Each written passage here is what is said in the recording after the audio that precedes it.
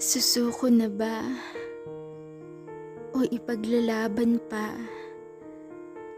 Eto yung tanong sa isip ko na hanggang ngayon, di ko pa rin alam kung ano sa dalawa yung susundin ko. Lalo na yung utak at ang puso ko ay nagtatalo-talo. Kasi sinasabi man ng puso ko sa isip ko na ilalaban pa. Pero sinasabi naman ng isip ko sa puso ko na susuko na. Kasi sobra-sobra na. Alam ko naman ang dapat gawin. Nasukuan na lang ang tao, lalo na binabaliwala lang naman ako. Pero once kasi pag yung puso na mismo yung nagdikta, lahat ay kayang kontrolin kahit na isip mo pa. Kahit naisip mo pa ay di makakapigil ito. Madami nga talagang nagiging tanga, no?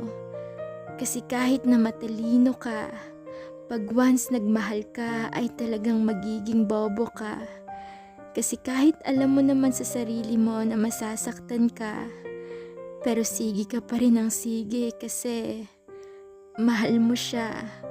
Kasi kahit alam mo naman sa sarili mo na di ka na priority niya, na di ka na yung taong mahal niya, pero ikaw, eto, umaasa ka pa rin na balang araw ikaw naman yung uunahin niya, na balang araw ikaw naman yung mamahalin niya.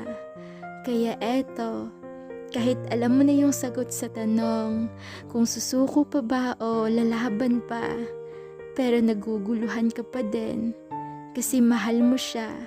Kaya hindi mo kaya na i-let go yung tao kasi hindi mo kayang bitawan siya sa kadahilan ng mahal mo pa rin siya kahit na ito'y masakit na.